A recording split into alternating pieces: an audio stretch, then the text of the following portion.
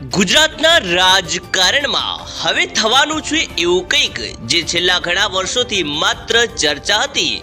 આજે ચર્ચા ખુદ એક મોટા નામે જાહેર મંચ પરથી બોલી નાખી છે।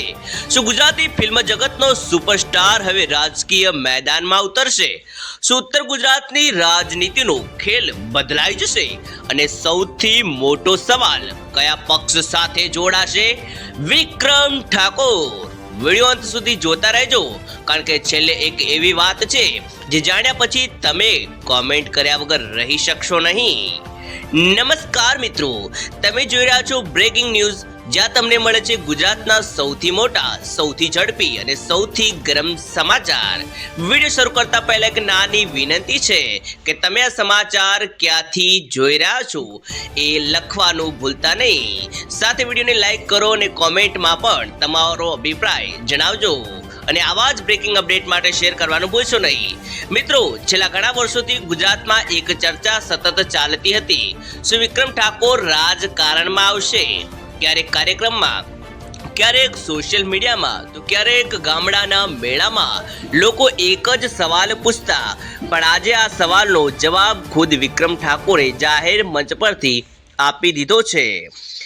યાત્રાધામ અંબાજી, ભવાની ધામ સંકલ્પ યાત્રા, હજારો સંખ્યામાં ઉમટેલી જનમેદની અને એ મંચ પરથી ગુજરાતી ફિલ્મોના સુપરસ્ટાર વિક્રમ ઠાકોરે એક એવું નિવેદન આપ્યું કે સમગ્ર ગુજરાતના રાજકીય આલમમાં ગરમાવો ફેલાઈ ગયો છે। હું હંમેશા જનતાની વચ્ચે રહ્યો છું, કલાકાર તરીકે પણ લોકોની સેવા જ કરી છે। મોટા કાર્યક્રમોમાં જ્યારે હું હાજર હોઉં છું ત્યારે લોકો મને એક જ સવાલ પૂછે છે, બાપુ ટિકિટ લેવાના છો? તો આજે નહીં તો કાલે હું ચોક્કસપણે રાજકારણમાં જોડાઈશ।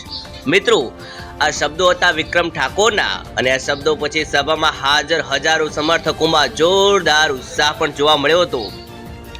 ભવાની ધામ સંકલ્પ યાત્રામાં માત્ર જનતા જ નહીં, પરંતુ અનેક રાજનેતાઓ પણ હાજર હતા। અભિજીતસિંહ બારડ અને અન્ય ક્ષત્રિય નેતાઓની હાજરીમાં વિક્રમ ઠાકોરે રાજકારણમાં પ્રવેશવાના સંકેત આપી દીધા છે। તમને શું લાગે છે, આ માત્ર સંકેત છે કે કોઈ મોટી તૈયારી? કોમેન્ટમાં જરૂર લખજો। મિત્રો, વિક્રમ ઠાકોર માત્ર એક કલાકાર નથી। ઉત્તર ગુજરાત, મધ્ય ગુજરાત, ગ્રામીણ વિસ્તારોમાં ખાસ કરીને ઠાકોર સમાજમાં તેમની લોકચાહના અતિશય મજબૂત માનવામાં આવે છે। તેમના ગીતો, તેમના ફિલ્મો અને જનતા સાથેનું સીધું જોડાણ, તેમની સાદાઈ, આ બધું તેમને રાજકારણમાં એક મોટું ફેક્ટર બનાવે છે। જો વિક્રમ ઠાકોર રાજકારણમાં સક્રિય રીતે ઉતરે તો ઉત્તર ગુજરાતના રાજકીય સમીકરણોમાં મોટો ફેરફાર આવી શકે છે। મતદારોનું ધ્રુવીકરણ, નવા સમીકરણો અને રાજકીય પક્ષોની નવી રણનીતિ। અગાઉ પણ અનેક વખત વિક્રમ ઠાકોરે રાજકારણમાં આવવાની ચર્ચાઓ થઈ હતી, પરંતુ મિત્રો, આ પહેલી વખત છે જ્યારે ખુદ તેમણે જાહેર મંચ પરથી આ રીતે પોતાની ઈચ્છા વ્યક્ત કરી છે। હવે સૌથી મોટો સવાલ જે દરેક ગુજરાતીના મનમાં છે, વિક્રમ ઠાકોર કયા પક્ષ સાથે જોડાશે? ભાજપ, કોંગ્રેસ કે કોઈ નવો રાજકીય માર્ગ? આ સવાલોનો જવાબ હજુ મોટું અને ઊંડું રહસ્ય છે, અને કદાચ આ રહસ્ય આવનારા સમયમાં ગુજરાતની રાજનીતિની દિશા બદલી નાખશે। મિત્રો, તમારો મત અમારે માટે ખૂબ મહત્વનો છે। કોમેન્ટમાં લખજો, શું વિક્રમ ઠાકોર રાજકારણમાં સફળ થશે? કયા પક્ષમાં જોડાવું જોઈએ? વિડીયોને લાઇક કરજો, શેર કરજો, બ્રેકિંગ ન્યૂઝ ચેનલને સબસ્ક્રાઇબ કરો, કારણ કે અહીં તમને મળે છે ગુજરાતના સૌથી મોટા અને સૌથી વહેલા બ્રેકિંગ સમાચાર। તો બસ મિત્રો, આજના વિડીયોમાં આટલું જ, પરંતુ એક મારી નમ્ર વિનંતી છે કે તમે આ વિડીયોને કયા ગામથી કે કયા શહેરથી જોઈ રહ્યા છો, તમારું અને તમારા ગામ કે તમારા શહેરનું નામ કોમેન્ટ કરવાનું ભૂલશો નહીં।